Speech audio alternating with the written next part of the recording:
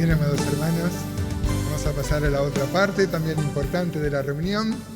En una parte oramos al Señor, clamamos por nuestras necesidades, y en la segunda parte también consideramos algunas cosas de la Escritura. Yo quiero decir a los que van a ver esto en diferido, cuando lo subamos a YouTube, que la cámara engorda 20 o 30 kilos. Ustedes saben que la cámara no refleja. Bien, la gracia del Señor ha querido que hablemos de Juan 14. Habíamos terminado el miércoles pasado con el capítulo 13. Y bueno, es un privilegio para mí poder abordar, porque yo quisiera que razonemos juntos, que podamos ver en la Escritura este capítulo que a mí me parece trascendente, hermanos. Es muy importante este capítulo, no solo en el Evangelio de Juan, sino en toda la revelación bíblica, porque habla de la realidad de Cristo en nosotros, de la Trinidad de Dios en nosotros. Y quizás, no sé por qué, ha sido desviado el sentido que tiene este pasaje. Yo tengo 7 comentarios del Evangelio de Juan, y uno solo menciona lo que vamos a mencionar hoy. No lo menciona MacArthur, por ejemplo, no lo menciona la Biblia de Riley. Cuando estuve con Samuel Pérez Millo hablando sobre esto, él tampoco lo consideraba así. Así que es algo que Dios le dio a los hermanos de Plymouth. Ustedes saben que el movimiento de los hermanos, cuando se dividieron en exclusivistas y libres, los libres llevaron toda la pasión misionera, pero los grandes estudios teológicos, los grandes teólogos, quedaron con los exclusivistas, Mackintosh, Newton, Darby, el mismo Darby, ¿no? Los otros llevaron la pasión misionera, Tregelles, Chapman, Müller, ¿no?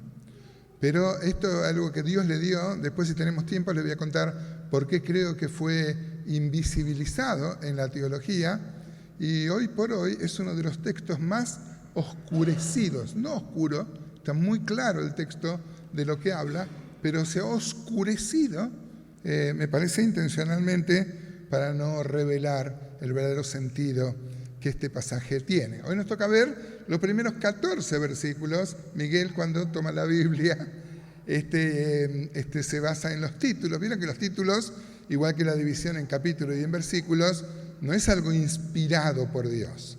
Hoy vamos a ver, hermanos, como dice Romanos 4:3, 4:4, el apóstol Pablo dice, sí, los judíos creen una cosa, pero ¿qué dice la Escritura? Vamos a ver qué dice la Escritura, no qué dicen los comentaristas. Vamos a ver qué dice la Escritura, ¿no? Y para eso vamos a usar principios hermenéuticos que me parece que se han dejado de lado cuando analizaron erróneamente estos pasajes. Usted tiene ahí 1 Tesalonicenses 5:19, que dice, no apaguéis el espíritu, no menospreciéis la profecía, examinando todo, retened lo bueno. No pretendo convencerlos ni nada, pero me gustaría despertar alguna inquietud para el estudio profundo de esto que Dios ha revelado, y Dios se lo reveló a los hermanos en el siglo XIX. Es muy importante, hermanos, porque uno lo predica en las iglesias de los hermanos y los hermanos se resisten a esto. Es curioso, ¿no?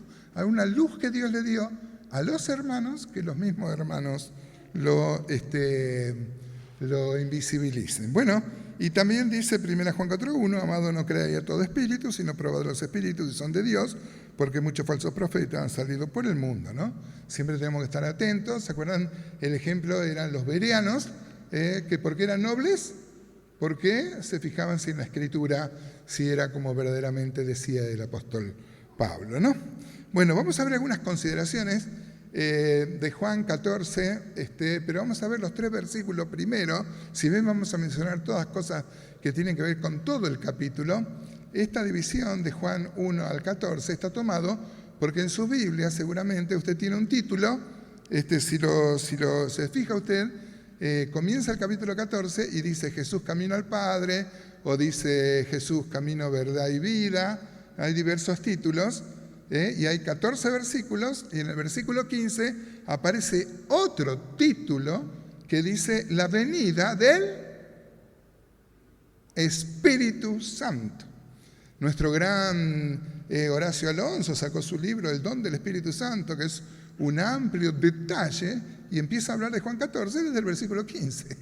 También inspirado por esta división que hay, que ustedes saben que los títulos no son inspirados, igual que la división de los capítulos y versículos, ¿no? Bueno, de manera preliminar, hermanos, usted puede agarrar a cualquier persona. ¿Se acuerda de Juan 14:3 que dice, Juan 14, 1 al 3, que dice, no se turbe vuestro corazón, creéis en Dios, creéis también en mí, en la casa de mi Padre muchas moradas hay, si así no fuera yo lo hubiera dicho, voy pues a preparar lugar para vosotros, y si me fuere y os prepararé el lugar, vendré otra vez y os tomaré a mí mismo para que donde yo esté, vosotros también estéis. Hermosa revelación del Señor Jesús, ¿no? Ahora, usted le puede preguntar a cualquier persona o a cualquier comentario. Yo, de los 7 comentarios, solo Samuel Pagán da la posibilidad de otra interpretación. Y usted puede agarrar a cualquier persona y le va a decir que esto habla del arrebatamiento, haciendo violencia al texto, porque no hay arrebatamiento en los evangelios, hermano. Usted sabe, yo se lo pongo ahí y si no después le voy a dar todos estos apuntes. Usted sabe que el arrebatamiento es algo revelado por el apóstol Pablo, es un misterio. Usted puede agarrar, por ejemplo, 1 Corintios 15, 51 y dice, aquí os digo un misterio, no todos dormiremos, pero todos seremos transformados en un momento, en un abrir y cerrar de ojos, ¿no? Aquí os digo un misterio, dice el apóstol Pablo. Ustedes saben que la iglesia era un misterio, no hay iglesia en los evangelios. Hay en figuras, hay el Señor dice sobre lo que Pedro declaró, edificaré mi iglesia, pero no hay iglesia. La iglesia nace en Hechos 2, ¿no? Con la venida de Cristo, como anunció en Juan 14. Ahora bien, entonces tenemos que no puede haber arrebatamiento en Juan 14, hermano. Eso es un principio hermenéutico. Si uno ve un arrebatamiento ahí, está rompiendo un principio hermenéutico, porque quiere decir que no era un misterio que reveló el apóstol Pablo, porque ya el Señor había hablado del arrebatamiento. Y no hay arrebatamiento en los evangelios. Usted se acordará, los mayores, Gustavo Valdomás seguro y Juan, yo me acuerdo cuando fui ganado para el Señor en el año 85, estaba como de moda la segunda venida, todo era Maranata, todo. Y se pasaba una película que se llamaba Como ladrón en la noche, ¿te acuerdas? La pasaba Roque, ¿te acuerdas, Juan? Esa película empezaba con un texto de Mateo 24:40, que dice, entonces estarán 2 en el campo, el uno será tomado, el otro será dejado. 2 mujeres estarán moliendo en un molino, la una será tomada, la otra será dejada. Y lo adjudicaban al arrebatamiento. Un error garrafal, hermano. Es un error garrafal ver arrebatamiento en los evangelios y ver arrebatamiento en Mateo 24 y en Juan 14, ¿no? Usted dirá, ¿y entonces cómo es tomado? Yo no lo puse ahí, pero usted puede agarrar Apocalipsis 14, cuando habla de la gran tribulación, hermanos, si me quieren acompañar. Apocalipsis 14, por ejemplo, el versículo 18. Dice, y salió del altar otro ángel que tenía poder sobre el fuego, y llamó a gran voz al que tenía la hoz aguda, diciendo, mete tu hoz aguda, tu hoz afilada, y vendimia los racimos de la tierra, porque sus uvas están maduras. Y el ángel arrojó su hoz sobre la tierra y vendimió la viña de la tierra, o sea, tomó algunos, otro dejó, y echó la uva en el gran lagar de la ira de Dios. Y fue pisado el lagar fuera de la ciudad, y del lagar salió sangre hasta la altura de los frenos de los caballos, ¿no? Yo no quiero ser tomado, hermano. Bueno, nosotros no vamos a estar, vamos a ser arrebatados un tiempo antes, porque esto forma parte de la última semana de Daniel 9, que es una disciplina ¿para quién? Para los judíos, ¿no? Ustedes saben que los judíos, algunos serán tomados para juicio, igual que en el mundo, personas que no son judíos, algunos serán tomados para juicio y otros serán dejados para el milenio. Por eso va a haber un juicio, que es el juicio de las naciones, que no es, como confunden los reformados, el juicio del gran trono blanco, ni el tribunal de Cristo. Pero no es nuestro tema hoy. Bien, así que, viendo esto, hermanos, primero, que no puede haber arrebatamiento en los evangelios, ¿no? La segunda cosa es que esta división de títulos rompe, hermano, lo que se llama la epanadiplosis. ¿Quién sabe lo que es la epanadiplosis? Se lo pongo ahí. La epanadiplosis es una figura de dicción. Es un recurso literario. Hoy hemos leído uno. Miguel nos ha hablado de la epanadiplosis más famosa que hay. La epanadiplosis es un recurso literario que consiste en empezar un concepto, un discurso, con una palabra o una expresión y terminarla con la misma palabra y expresión. Muy usada en el griego clásico, muy usada también en la Biblia. La epanadiplosis más famosa es la de Filipenses 4:4, que dice, regocijaos en el Señor siempre. Otra vez digo, regocijaos, ¿no? Usted puede agarrar, como se lo pongo ahí, 1 Corintios 11, por ejemplo, ¿se acuerdan? 1 Corintios 11 habla de los abusos en la cena del Señor que hacían los corintios, ¿no es cierto? Entonces el apóstol Pablo dice, en esto no os alabo, en esto no os alabo. Y empieza a describir, no lo vamos a ver ahora por no usar más tiempo en eso, pero en esto no os alabo. Empieza a describir los excesos y termina. Eso une semánticamente, hermano. Es muy importante la epanadiplosis. Los títulos que no son inspirados rompen la epanadiplosis. Eso es hacer violencia al texto, porque yo desguazo el texto que estaba unido semánticamente por la epanadiplosis. ¿Me comprende? Entonces usted agarra, por ejemplo, Juan 14, ¿no es cierto?, y dice, empieza, no se turbe vuestro corazón, creéis en Dios, creed también en mí, ¿no? Espere que lo busque acá porque me parece que no lo puse ahí. Se lo menciono ahí, pero lo vamos a ver. Juan 14, usted agarra Juan 14:1, dice, no se turbe vuestro corazón. Creéis en Dios, creéis también en mí. Usted va al versículo 27, hermano, es muy importante esto. Abra su corazón a esto. Dice, la paz os dejo, mi paz os doy, no os la doy como el mundo la da. Espere, 27, ahí está. No os la doy como el mundo la da. ¿Cómo dice? No se turbe vuestro corazón. Creéis en Dios.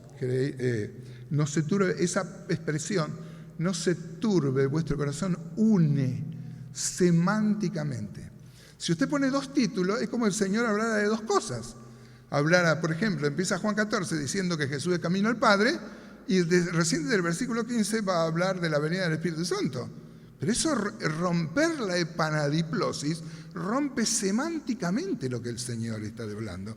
Porque todo Juan 14 habla de una sola cosa, de la venida de Cristo en espíritu para formar la casa del Padre. Es lo que el Señor revela en la Escritura, hermanos, y los intentos de pervertir el texto para que el texto diga lo que yo quiero que diga han sido muy infructuosos.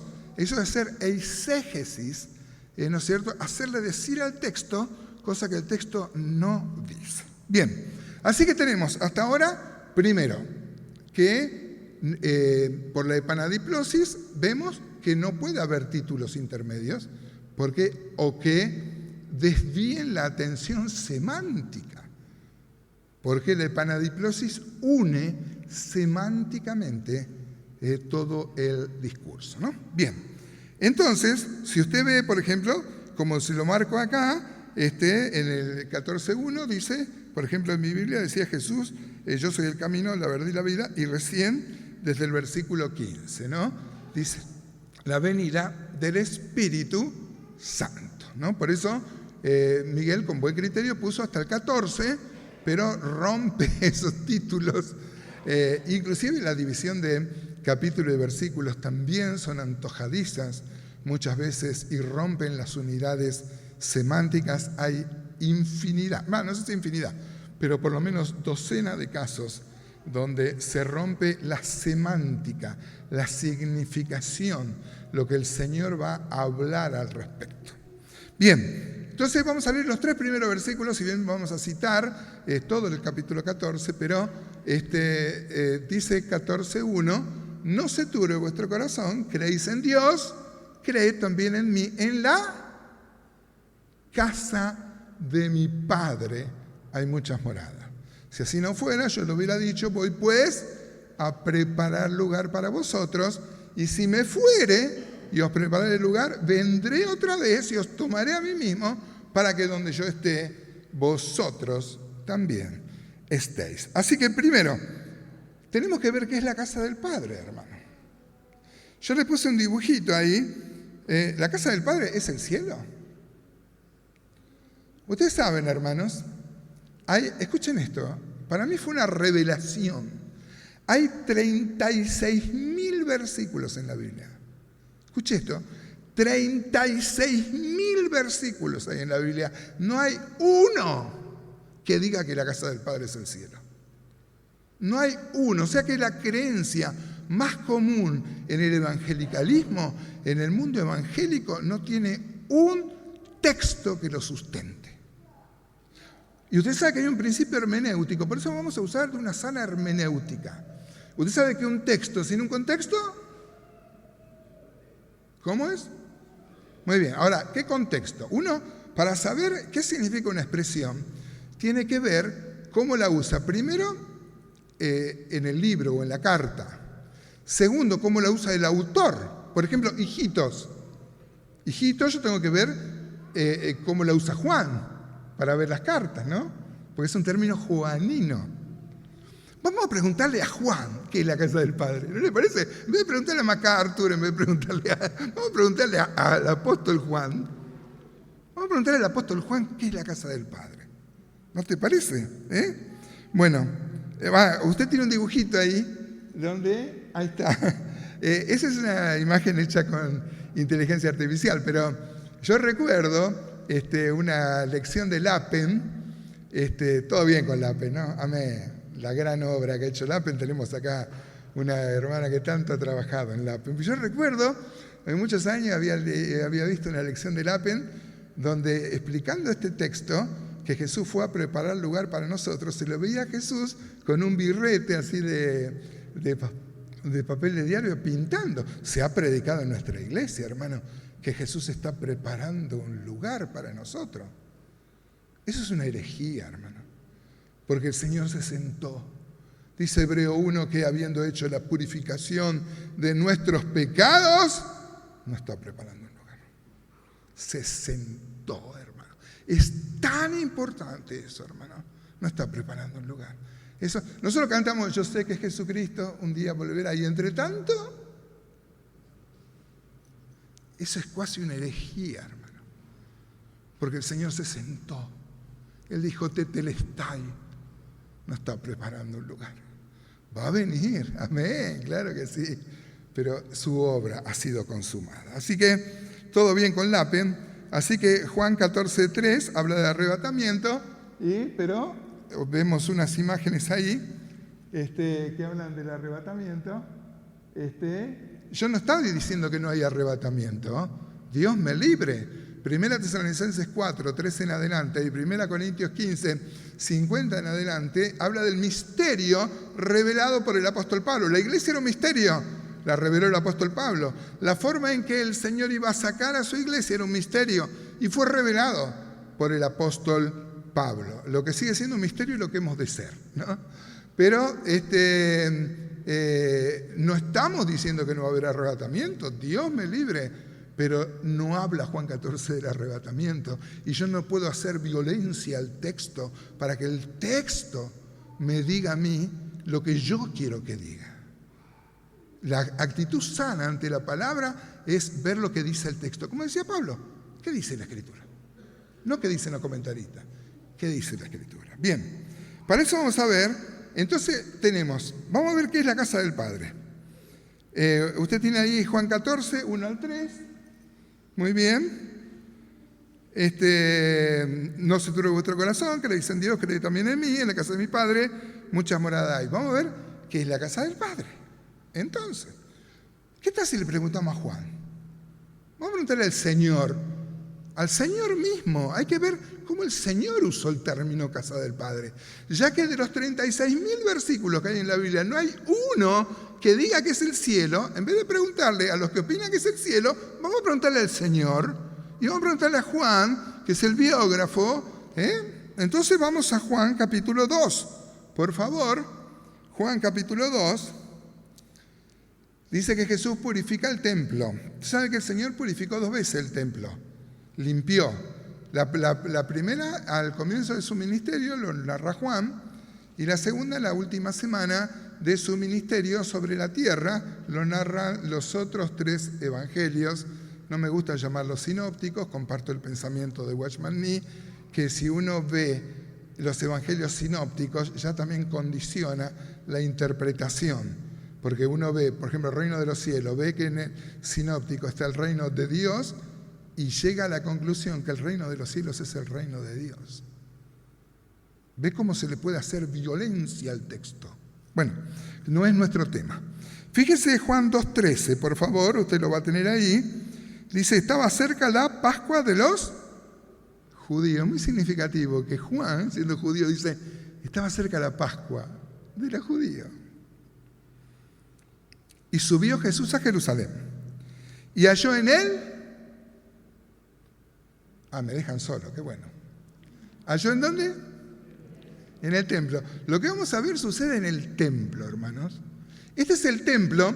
¿Se acuerdan? Dios, David tiene el sueño, porque el templo es algo extraño en la significación. Cada vez que, por ejemplo, el libro de los Hebreos se referencia con el templo, se refiere al tabernáculo, ¿no? Aún así Dios llenó con su gloria, le dejó, si bien el templo tiene un diseño y algunas cosas raras, pero Dios también avaló eso. ¿Se acuerdan? 1 Reyes 8, cuando Salomón inaugura el templo, dice que los sacerdotes no podían ministrar de la gloria de Dios. Ese templo, por el pecado del pueblo, en el 586 a.C., va a venir Nabucodonosor y lo va a destruir. Ezequiel, usted puede ver el capítulo 10, que era sacerdote, va a ver que la gloria de Dios va a abandonar el templo y ese templo va a ser destruido y todos los judíos presos por los babilonios. Los babilonios van a caer en manos de los persas le van a dejar que reedifiquen el templo, tiempos de Zorobabel, Jesúa, Esdras, Nehemías, Ageo y Zacarías, y se va a reedificar el templo. Usted puede ver Esdras 3, que dice que Dios vuelve a llenar con su gloria ese templo. Ese segundo templo va a ser destruido otra vez por un general greco-macedonio que se llamó Antíoco Epífanes. Daniel 8 nos habla de esto. Y ese templo luego va a quedar en ruinas y ya Dios no lo va a bendecir, va a servir a los fines tipológicos. Ese va a ser el templo que va a estar levantado en los días de Jesús. Lo va a reconstruir Herodes. Imagínense. Por eso había una secta dentro de los fariseos que decía, Herodes fue lo mejor que nos pasó, nos reedificó el templo, ¿no? Ese templo ni arca tenía. Josefo dice que tenía una piedra para tirar la sangre en el día de la expiación. Sirve a los fines tipológicos, ahí se va a rasgar el velo, ¿no? Es muy importante. Bueno, el templo. Este es el templo que Dios ya no llenó con su gloria, porque el templo andaba caminando por la calle. Dice, y halló en el templo a los que vendían bueyes, oveja, paloma y a los cambistas allí sentados. Y haciendo un azote de cuerda, echó fuera del templo, muy bien, a todos, a las ovejas y los bueyes, y esparció las monedas de los cambistas y volcó las mesas. Y dijo a los que vendían palomas, quitad de aquí esto y no hagáis de...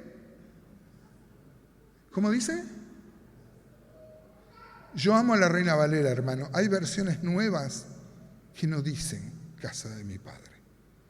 Y en Juan 14 dice el hogar de mi Padre. Entonces ya rompe la conexión en Juan 2 y Juan 14. No solo que la palabra es la misma, en las nuevas traducciones se rompe. Hay un intento, hay una intención por esconder el significado.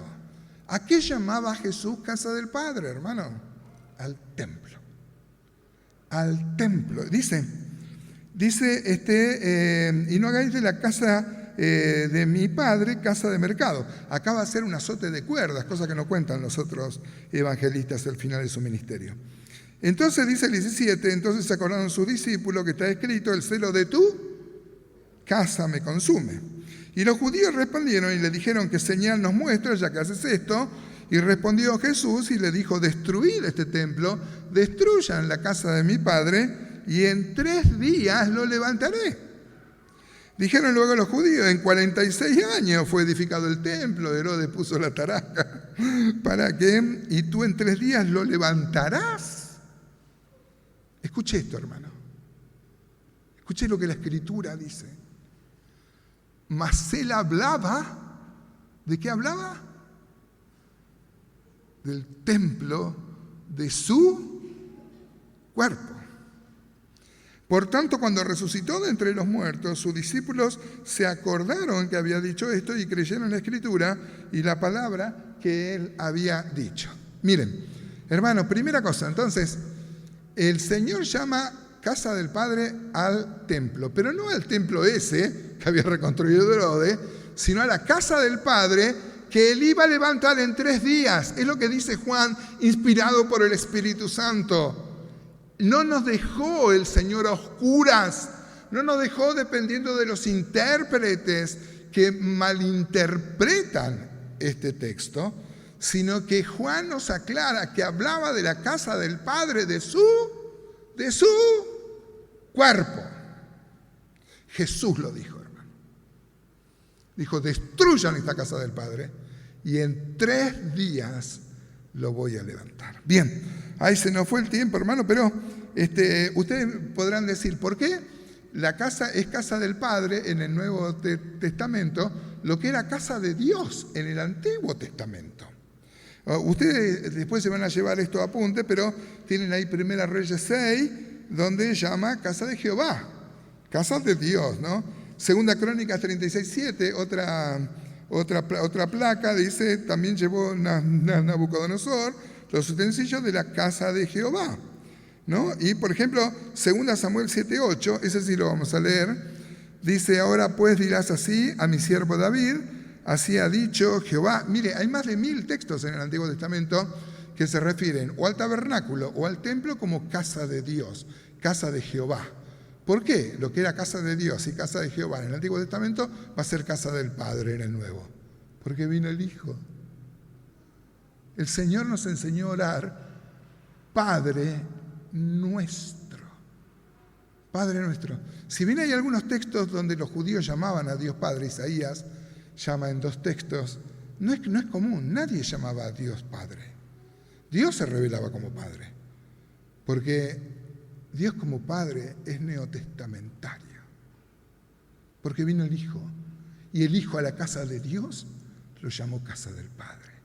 Él resucita y le dice a las mujeres, vayan y díganle a mis discípulos que voy a mi Padre y a vuestro Padre. Él podría haber enseñado a orar, Padre mío, pero no, dijo Padre nuestro. Porque vino el Hijo, la casa de Dios, hoy es casa del Padre. Ahora, ¿usted se acuerda? Vamos a Génesis 28, cuando el Señor dice que Moisés escribió de mí, seguramente se refería a esto. Dice Génesis 28:10, dice, salió pues Jacob de Berseba y fue a Aram y halló un cierto lugar y durmió allí porque ya el sol se había puesto y tomó de las piedras, note esto, llamó de las piedras, los hermanos vieron cuál era la piedra. Usted sabe lo que significa la piedra, ¿no? Bueno, y tomó de las piedras de aquel lugar, de paraje, y puso su cabecera y se acostó en aquel lugar. Y soñó, y he aquí que una escalera que estaba apoyada en la tierra y su extremo tocaba en el cielo, y aquí ángeles de Dios que subían y descendían por ella. ¿Se acuerdan, no, de esto? Vamos a pasar al 15. Se le aparece Dios, él va en esta visión. El 16 dice, y despertó Jacob de su sueño y dijo, ciertamente Jehová está en este lugar y yo no lo sabía, y tuvo miedo y dijo, cuán terrible es este lugar, no es otra cosa que casa de Dios, Betel, puerta del cielo. Y se levantó Jacob de mañana. Escuche esto, hermano. Escuche lo que el texto dice. Se levantó y tomó la piedra y la ungió con aceite para que sea una señal. Usted sabe lo que significa Cristo, ¿no? Ungido con aceite. No solo Cristo es la piedra, sino Jacob agarró una piedra donde soñó el cielo unido con la tierra y lo llamó casa de Dios, puerta del cielo, y lo puso como señal que ignoró la iglesia, que ignoraron los comentaristas, que ignoraron. Hay una señal en una piedra ungida con aceite que Jacob llamó Betel, casa de Dios, puerta del cielo. Ahí se va a edificar el templo, pero el templo, la casa de Dios, nunca fue puerta del cielo, hasta que vino la verdadera Betel. Usted puede ir a Juan, capítulo 2, ¿se acuerda cuando Felipe encuentra a Natanael? Juan 1:43 dice, el siguiente día quiso Jesús ir a Galilea y halló a Felipe y le dijo, sígueme. Y Felipe era de Betsaida, la ciudad de Andrés y Pedro.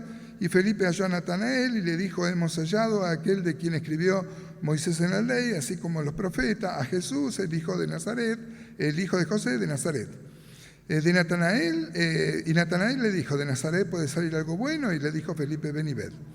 Cuando Jesús vio a Natanael que se le acercaba, dijo de él que era un verdadero israelita. Creó porque estaba debajo de una higuera, ¿no? Usted sabe que la higuera, la vid y el olivo son símbolos de Israel. Dice el versículo 48, y le dijo a Natanael, ¿de dónde me conoces? Respondió Jesús y le dijo, antes que Felipe te llamara, cuando estaba debajo de la higuera te vi. Y respondió Natanael y le dijo, Rabí, tú eres el Hijo de Dios, tú eres el Rey de Israel.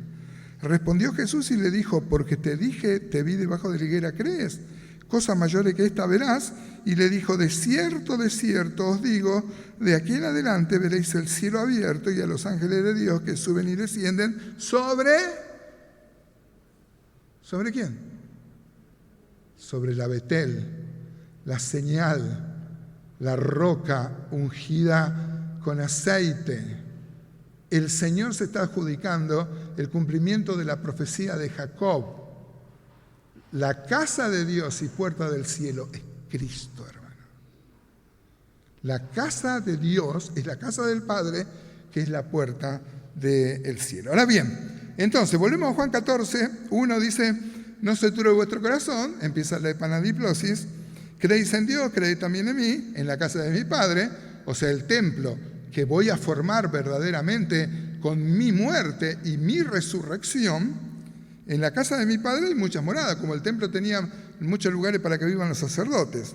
Si así no fuera, yo lo hubiera dicho, voy pues a preparar lugar para vosotros, cosa que explicó muy bien don Francisco Haggerty en el año 85, ¿se acuerda Javier? Hemos estado con él. Él nos ha dicho lo que los hermanos vieron de este texto, voy pues a preparar lugar, no es voy al cielo, voy a la cruz, para que ustedes puedan entrar a la casa del Padre, que yo voy a levantar. Voy a la cruz. Y si me fuera a la cruz, vendré otra vez. Muy bien, ya sabemos que es la casa del Padre, ya sabemos que es preparar un lugar. ¿Qué será? Vendré otra vez. Le pregunta a cualquier persona, a cualquier pastor. Estuve hablando con un hermano bautista, él insistía al respecto, que esto habla del arrebatamiento, tuvo un mensaje muy lindo en un grupo que teníamos, donde citó el vendré otra vez como arrebatamiento.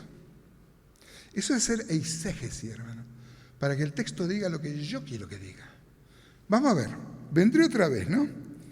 Ahora bien, antes vimos acá, usted puede agarrar, mira, usted tiene el versículo 18 de Juan 14. El 18 está después del 15 y el 15 está después del título que dice la venida del Espíritu Santo, ¿no? Mire el 18, hermanos, dice, no dejaré huérfanos, vendré a vosotros. ¿Cuándo? Cuando venga el Espíritu Santo, ¿no? Versículo 23, Y eso es una prueba de la Trinidad. No sé por qué no se usa, hermano. Dice versículo 23, respondió Jesús y le dijo, el que me ama mi palabra guardará y mi Padre la amará y vendremos. O sea que con el Espíritu viene el Padre y el Hijo. Otro tema. Bueno, ¿vendremos cuándo? Cuando venga el Espíritu Santo. Y mira el 28, hermano. Mira el 28. Esto no es hacer eisegesis, ponerle al texto lo que yo quiero que diga. Esto es dejar que el texto me hable. Dice el 28, ¿habéis oído que yo os he dicho voy y vengo? ¿Cuándo lo oyeron? ¿Habéis oído que yo os he dicho voy y vengo? ¿Cuándo lo oyeron? En el versículo 3, hermano. O sea, si el versículo 18, el vendré a vosotros, habla de la venida del Espíritu Santo. Si el versículo 23 habla, el vendremos, habla de la venida del Espíritu Santo. Y el versículo 28, citando el versículo 3, habla de la venida del Espíritu Santo. ¿Por qué diablo yo voy a interpretar que habla de arrebatamiento? Dígame si no vamos a hacer violencia al texto, para que el texto diga lo que yo quiero que diga. El texto no habla de arrebatamiento, habla de la venida del Espíritu Santo. Lo que pasa es que ya se rompió con la epanadiplosis, te deja perdido, ¿no? Bien, ahora vamos rápido, así puedo... bueno, ya sabemos, hermano, no se turbe vuestro corazón, creéis en Dios, creéis también en mí, en la casa de mi Padre, o sea, el templo que yo voy a levantar en 3 días con mi muerte y con mi resurrección y mi venida en espíritu, hay lugar para todos. Si así no fuera, yo lo hubiera dicho, voy a la cruz y vendré otra vez. Muy bien. Y si me fuere y os prepararé el lugar, vendré otra vez y os tomaré. Yo quiero que usted recuerde eso, os tomaré a mí mismo, ¿no? ¿Se acuerdan que todavía los judíos no estaban preparados para recibir todo? El Señor dijo que había otras ovejas que él tenía que buscar para que haya un rebaño y un pastor, ¿no? Ahora bien, entonces el apóstol Pablo trae la gran revelación de que la casa del Padre no solo lo forman judíos, sino también gentiles. Uno va a Efesios 2, mire Efesios 2:11.